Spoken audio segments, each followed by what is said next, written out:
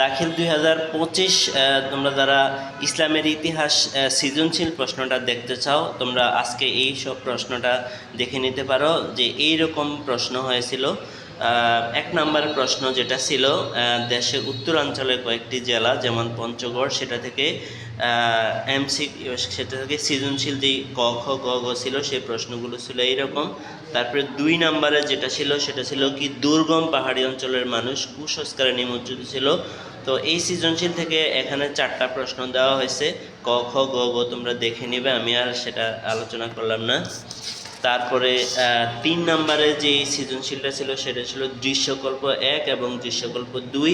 সেখান থেকে ক খ গ ঘ 4টি প্রশ্ন ছিল। মহানবী সাল্লাল্লাহু আলাইহি সাল্লাম কত বছর গোপনে ইসলাম প্রচার করেন সেটা নিয়ে।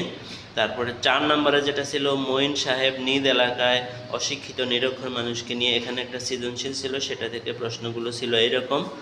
তারপরে দ্বিতীয় অধ্যায়ে 5 নম্বর যে প্রশ্ন সেটা থেকে প্রশ্নগুলো ছিল ক খ গ তোমরা দেখে নিবে, আমি আর পড়লাম না।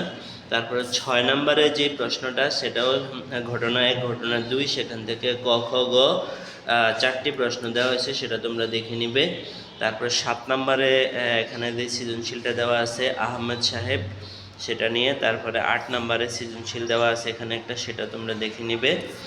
তারপরে এখানে 9 নম্বরে যে সৃজনশীলটা দেওয়া আছে সেটাও আলী রাদিয়াল্লাহু তাআলা ডাক নাম কি ছিল, সৃজনশীল 1। তারপরে 4র্থ অধ্যায়ে 10 নম্বর প্রশ্নটা ছিল এরকম, আশা করি তোমরা দেখে নিবে। তারপরে 11 নম্বর প্রশ্ন যেটা সেটা ছিল এইরকম। তো এই ছিল তোমাদের পুরো দাখিল 2025 সৃজনশীল যে প্রশ্নটা, সেটা আশা করি তোমরা প্রশ্নটা পেয়ে উপকৃত হবে। তোমরা পরবর্তী বছর যারা পরীক্ষা দিবে তারা এটা থেকে একটা ধারণা নিতে পারবে। তো সবার আজকের মধ্যে এতটুকু। সবাই সুস্বাস্থ্য দীর্ঘায়ু কামনা করে আজকের ভিডিও এখানে শেষ করছি। সবাই ভালো থেকো, আল্লাহ হাফেজ।